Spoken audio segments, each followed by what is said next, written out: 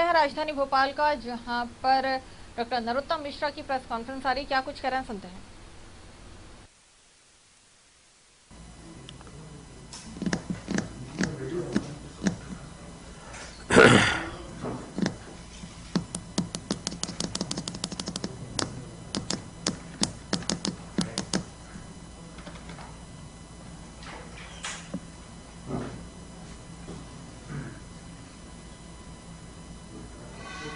क्या हो गया? फिर चला जाता नहीं, वो तो बोल तो दी। एक सेकंड कह रहा है।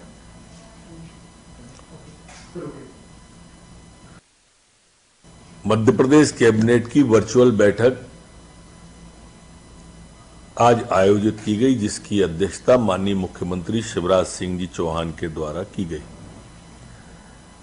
आज बहुत महत्वपूर्ण निर्णय कैबिनेट की बैठक में लिए गए। माननीय मुख्यमंत्री जी के द्वारा जो 4 मंत्रियों के समूह बनाए गए थे, उन मंत्रियों के समूहों का भी प्रेजेंटेशन आज मध्य प्रदेश की कैबिनेट के समक्ष प्रस्तुत हुआ। सबसे पहले आज सुशासन का, फिर भौतिक अधोसंरचना का, उसके बाद स्वास्थ्य शिक्षा का, और उसके बाद अर्थव्यवस्था और रोजगार। ये प्रेजेंटेशन सभी के आज आए। आज जो सुशासन का प्रेजेंटेशन हुआ, उसमें तय किया कि हमें नीति आयोग के सामने अपने सुशासन से संबंधित सुझाव रखना है। उसमें से सबसे पहला था एकल डाटा। जो एकल डाटा बेस होगा वो सभी विभागों का कलेक्ट किया जाएगा, और उसके बाद व्यक्ति अपना उसमें नाम डाल दे, परिचय डाल दे अथवा आधार कार्ड डाल दे, तो उसको अलग अलग विभागों से फिर वो अपनी जानकारी या अपने प्रमाण पत्र प्राप्त करने की जरूरत नहीं है। उसके बाद एक ही स्थान पर एक ही समय में उसको वो जो सुविधा चाहता है वो उपलब्ध हो जाएगी। ऐसा भी तय किया है कि ये जो 24 सेवाएं आज सुशासन की निकाली हैं, ये हमें जैसे जैसे हो जाए, कोई 6 महीने में, कोई 3 महीने में, कोई साल भर में, लेकिन 2021 तक इसे हमको पूरा करना होगा। इसी तरह से एकल पोर्टल बनाने पर भी सुशासन के उसमें आज तय किया है कि एक पोर्टल इस तरह का बन जाए जिसके अंदर सारी की सारी जानकारियां और सामग्री उपलब्ध हो। ये सारी सुविधाएं, मोबाइल जो ऐप है वो भी बन जाएगा, और उस पर भी, मोबाइल पर भी सारी सुविधाएं व्यक्ति चाहेगा तो उसको उस पर भी मिले। ये दीर्घकालिक योजना है, प्रारंभ किया नहीं। मैं मोबाइल ऐप तक आने की बात, मोबाइल पर सुविधा मिलने की बात, ये अगले 3 साल के अंदर के पूरे प्रोग्राम है। लेकिन जैसे जैसे आती जाएंगी वैसे वैसे सुधार होता चला जाएगा। सीएम हेल्पलाइन को भी सीएम सिटीजन केयर के रूप में डेवलप करके वो जो जानकारी है, जो शिकायत है सीएम हेल्पलाइन की, वो मोबाइल से भी कर सकता है। और हम इस तरह का बेस और डाटा डेवलप करेंगे कि वो अपनी ट्रैकिंग भी, उसकी शिकायत, अभी उसने शिकायत की तो वो शिकायत उस संबंधित विभाग को जाती थी, विभाग से फिर जानकारी आती थी, फिर उसे दी जाती थी, तो वो ट्रैकिंग भी मोबाइल पर कर सकेगा अपनी शिकायत की। डिजिटल सत्यापन की भी बात है। अगर कोई व्यक्ति मान लो घर की अनुमति लेना चाहता है तो उसे फिर नजूल में जाना और नगर निगम में जाना और वगैरह वगैरह ना हो, वो एक ही स्थान पर अपना अनुमति के लिए वो डाले, और उसके बाद में उसे अलग अलग नहीं भटकना पड़े। लोन लेने जाना है तो अलग अलग नोडूज लेने के लिए उसे इस बैंक से उस बैंक, उस बैंक से उस बैंक नहीं जाए, एक ही जगह पर डिजिटल सत्यापन हो और उसे अनुमति मिल जाए। बहु भुगतान प्रणाली जो है वो भी इसके अंदर हमने डाली है कि अलग अलग प्रणाली से अभी भुगतान अलग अलग प्रकार से अलग अलग स्थान पर होता है। इसे हमें अब समाप्त करके एक ही स्थान पर करना चाहिए। अभी हमारे 7000 गांव ऐसे हैं जो कि कनेक्टिविटी में नहीं है, उनको भी कनेक्टिविटी में जोड़ना है। आज सुशासन में यह भी तय हुआ कि हमारे कर्मचारी भाई भी बल्लभ भवन में ई ऑफिस डेवलप हो रहा है। अगर कोई ट्रेंड नहीं है तो उनके लिए भी एक शिविर लगा के इन सबको भी ट्रेंड किया जाए। डाक अभी जिलों से आती है, जिलों से व्यक्ति लेके आता है, व्यक्ति आता है तो वो कोई राजस्व की डाक लाया है, वो कृषि की लाया है, वो जनसंपर्क की लाया है, तो वो कहीं कृषि विभाग में जाता है, फिर वल्लभ भवन आता है, फिर सतपुड़ा जाता है, विंध्याचल या जनसंपर्क के अलग अलग ऑफिसों में जाता है। डाक का ऐसा सिस्टम तैयार किया जाए कि व्यक्ति एक जगह आके उसने अपनी सामग्री दे दी, अथवा ई सेवाओं के माध्यम से वो डाक भोपाल आए और फिर एक पॉइंट से फिर वो सब जगह जहां जहां की भी डाक है वहां पहुंच जाए, व्यक्ति लाए अथवा ई सेवा से आए। इसी तरह से जो हमारी टेक्नोलॉजी आ रही है, अद्यतन टेक्नोलॉजी है, जो अद्यतन टेक्नोलॉजी से मेरा उपाय ड्रोन से है। अब अपन ने देखा है शादी विवाहों में ड्रोन से वो, हमने देखा पुलिस भी ड्रोन से जुलूस वगैरह पर नियंत्रण करती है। लेकिन इस टेक्नोलॉजी का विकास, अगर हम तार बिजली की लाइन खींच रही है या अगर हमारी नहरें खुद रही हैं, मान लो आज बाढ़ की स्थिति है, तो भोपाल में किस इलाके में कौन सा इलाका डूब में आ रहा है, अथवा कहीं भी जहां बाढ़ की स्थिति है, तो ये अद्यतन टेक्नोलॉजी है, इसके प्रयोग को हमें बढ़ाना चाहिए, जिससे बाढ़ की स्थिति या कोई भी अपना डिजास्टर है और विकास है, ये सब उससे करना चाहिए। इसी तरह से प्रशासन की जवाबदेही भी इसमें ऑनलाइन में मॉनिटरिंग में डाल के उनकी भी जवाबदेही भी तय होनी चाहिए। जन भागीदारी को बढ़ावा मिले, इसके लिए भी करना है। नागरिकों के लिए ईज ऑफ लिविंग, जैसे लाइसेंस है, परमिट है, फेसलेस संपर्क है, लैंडलाइट है। अब व्यक्ति को बंदूक का लाइसेंस है, हर साल रिन्यू कराना पड़ता है, क्या आवश्यकता है? 3 साल में कराना पड़ता है, क्या आवश्यकता है? हम मान लो 5 साल कर दें, क्यों? पूरे जीवन, एक बार लाइसेंस बना तो पूरे जीवन को बन गया, बार बार आने की आवश्यकता न हो। यह भी एक सुझाव आया है जो नीति आयोग को देना है, क्योंकि हर 5 साल में जब चुनाव आता है तब तो हथियार जमा होते ही है, तो रिन्यूअल तो वैसे की वैसा वो थाने में तो हो ही जाता है। हर 5 साल क्या, कई बार तो 6-6 महीने बाद चुनाव हो जाते हैं, विधानसभा के बाद लोकसभा का, लोकसभा के बाद। तो इसलिए ईज ऑफ लिविंग के अंदर ये परमिट, लाइसेंस, तो ये सब उसके अंदर डाल के इन्हें, क्यों नहीं हम परमिट को भी आजन्म करें और उसको भी आजन्म करें। इसी तरह से हमारे अन्य विभागों में भी अधोसंरचना का विषय आया, तो आज आपने भी देखा होगा माननीय मुख्यमंत्री जी ने और हमारे केंद्रीय मंत्री नितिन गडकरी जी ने बहुत बड़ा कार्यक्रम आज अपने प्रदेश के लिए किया। आज का दिन मध्य प्रदेश के इतिहास में मील का पत्थर साबित होगा। जिस हिसाब से आज माननीय गडकरी जी ने जो सड़कों का शिलान्यास किया है, वो अपने आप में एक उदाहरण है। एक साथ इतनी सड़कें इस मध्य प्रदेश को कभी नहीं मिली है, और इसलिए हमें भी अधोसंरचना के विकास में उन सड़कों को जोड़कर ट्रैफिक के नियमों को दुरुस्त करना सबसे पहला काम लिया है। सड़कों की प्राथमिकताएं निर्धारित की हैं। पर्यटन की संभावनाओं वाली सड़क अलग से लेने का भी तय किया है। टाइगर सफारी 2 नए प्रारंभ करने का आज तय किया है। हमारे जो अनुभव के आधारित पर्यटन होते हैं, जैसे जो लोग हमारे हैं, जो पन्ना टाइगर है हमारा, रामबन पथ गमन है, चंदेरी की साड़ियां हैं, ऐसे अनुभव के आधार पर जो पर्यटन है उन्हें भी विकसित करना है। भोपाल इंदौर मेट्रो को हर हाल में जल्दी से जल्दी हमें पूरा करना है। दीनदयाल रसोई जो जिलों में है, वहाँ जिलों में तो जोड़ेंगी, ऐसे जो तीर्थ स्थल हैं वहाँ पर भी दीनदयाल रसोई को हमारी को जोड़ना चाहिए। शहरों में स्टार्टअप एजुकेशन केंद्र, स्मार्ट सिटी, 7 शहर जो हमारे स्मार्ट सिटी वाले हैं उनमें भी इनको इस स्टार्टअप को जोड़ना है। 15 लाख नौजवानों को इसमें कौशल विकास होगा। 10 लाख से आबादी वाले शहरों में जन भागीदारी ई चार्जिंग, जिससे पॉल्यूशन की भी समस्या का समाधान होगा, अन्य समस्याओं का भी समाधान होगा।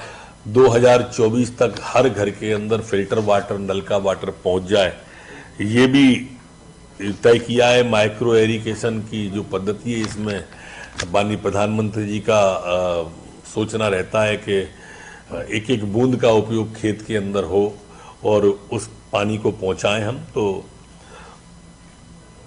वो योजना जो मन मोर और मोर क्रॉप वाली जो योजना है उसके द्वारा इसे बढ़ाया जाए। सिंचाई की क्षमता को 13 लाख और बढ़ाने का तय किया है। अभी तक 40 लाख हेक्टेयर में सिंचाई होती है, उसे बढ़ाकर 53 लाख हेक्टेयर करने का आज तय किया गया है। इसी तरह से मुरैना, छतरपुर, शाजापुर, नीमच, आगर में भी सोलर के प्लांट 4400 मेगावाट के इन जिलों में लगाने का तय किया है। एक प्रदेश के अंदर मध्य प्रदेश के मल्टी मॉडल लॉजिस्टिक हब बनाने का मध्य प्रदेश को भी तय किया है जबलपुर, और वहाँ पर आज मुख्यमंत्री जी ने ये भी कहा है कि हमारे यहाँ फूल की सब्जी की खेती होती है, तो एयर कार्गो हब से हम उसको किस तरह से जोड़ सकते हैं, इसको भी देखने का आज तय किया है। स्वास्थ्य और शिक्षा के क्षेत्र में भी आज आयुष्मान योजना को कैसे हम और व्यापक इसका क्षेत्र बढ़ाएं, नीचे तक ले जाएं और क्षमता भी बढ़ाएं, जिससे कि गरीब को ज़्यादा से ज़्यादा इस योजना का लाभ मिल सके। हमारे 10,000 उप स्वास्थ्य केंद्रों को HSC में 3 साल में और 1200 प्राथमिक स्वास्थ्य केंद्रों को इनके भी उन्नयन अगले 3 साल में करने का सुझाव और प्रस्ताव आया है। मध्य प्रदेश के अंदर 1600 अत्याधुनिक प्रसव केंद्र भी बनाने का आज तय किया है। ये 2022 तक बन जाएं, ऐसी भी चिंता की जा रही है। 5 साल से कम उम्रकों का 100% टीकाकरण करने का लक्ष्य आज निर्धारित हुआ है।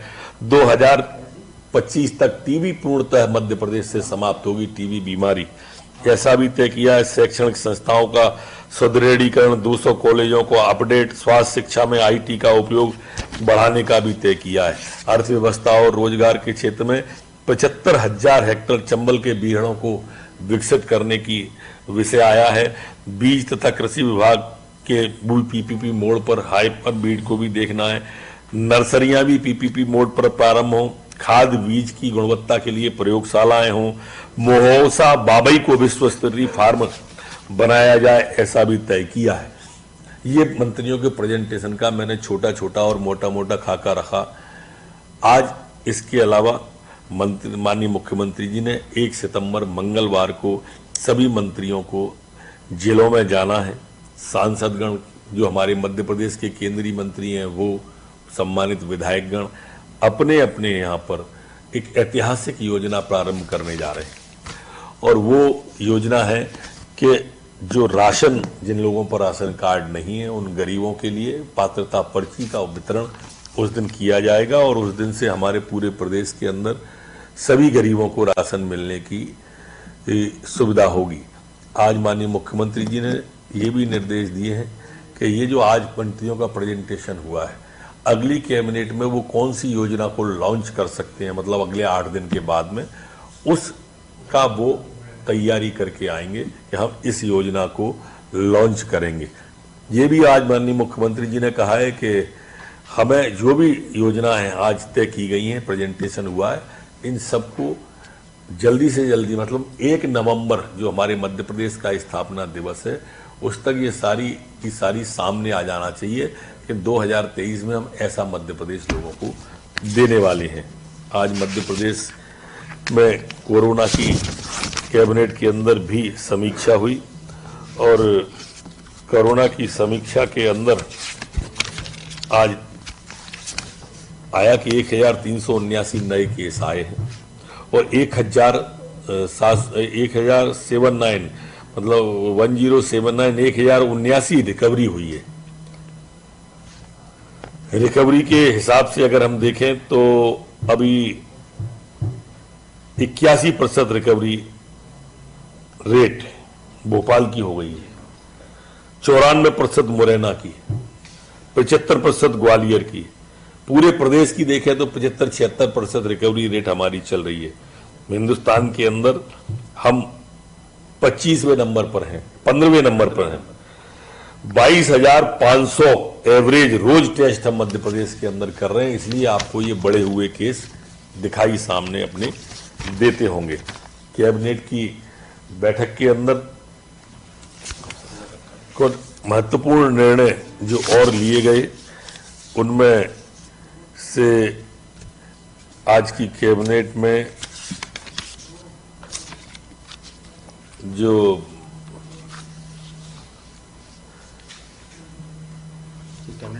गृह विभाग के द्वारा जो हमारे 20% आरक्षण संविदा कर्मियों को दिए जाने का मामला था, वो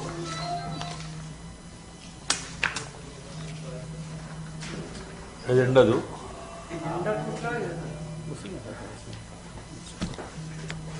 गृह विभाग के द्वारा जो 20% आरक्षण संविदा कर्मियों को देने का था, तो उसमें यह विषय आया था कि हम पहले से ही 25% आरक्षण रिटायर्ड सैनिकों और हमारे अनुकंपा वालों को देते हैं, तो 25% हो जाता है, 20% और जाएगा तो ये बढ़कर 45% हो जाएगा, जो अपने आप में ही एक अजीबोगरीब स्थिति को निर्माण करेगा। तो इसलिए इसको हमें छूट दी जाए, क्योंकि पुलिस का काम थोड़े अलग प्रकार का भी काम है। आज हम लॉकडाउन में भी देखते हैं, तो लॉकडाउन के अंदर इस तरह की स्थिति रहती है कि हमें वो देखने को ही नहीं मिलता है। तो इसलिए आज ऐसा तय किया कि ये छूट गृह विभाग को दी जाए और आज कैबिनेट के द्वारा 20% की छूट प्रदान की गई है। आज एक अन्य निर्णय के अंदर महत्वपूर्ण निर्णय जो था, उसमें राजस्व विभाग ये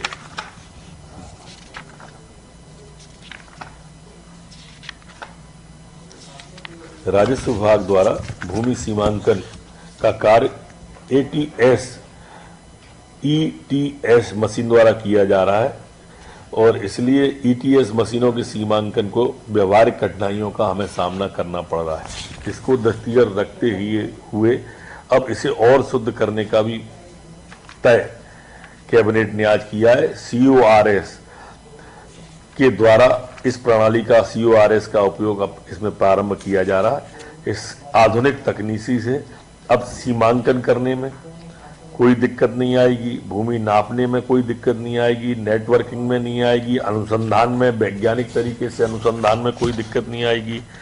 और इसलिए आज कैबिनेट के द्वारा इसके लिए राशि की भी मंजूरी दी गई है और इस पद्धति से काम करने की भी दी गई है। अभी तक हम सीमांकन की बात करते थे तो महीनों लग जाते थे, इससे सीमांकन 30 मिनट में हो जाएगा। घंटों के अंदर, मिनटों के अंदर निकटने वाली पद्धति मध्य प्रदेश सरकार सीमांकन मानचित्रण नेटवर्क के लिए लेके आई है, जो अपने आप में अनूठी है।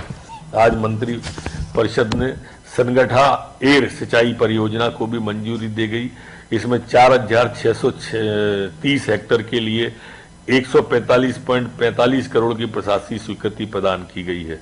इस योजना से पिछोर क्षेत्र में है ये योजना, पर शिवपुरी विधानसभा का अधिकांश क्षेत्र का लाभ इस योजना से मध्य प्रदेश की कैबिनेट को लिया है। इसी तरह से नर्मदा घाटी विकास प्राधिकरण के अंतर्गत सिंचाई योजना के त्वरित क्रियान्वयन हेतु Narmada basin project company limited के माध्यम से वित्त पोषण करने बाबत विभाग द्वारा जारी किए गए आदेश के अनुसमर्थन 30 जून 2020 के लिए सरदार सरोवर परियोजना के उत्पादित विद्युत के राजस्व को Narmada basin project company limited को हस्तांतरण करने का भी आज निर्णय किया गया है।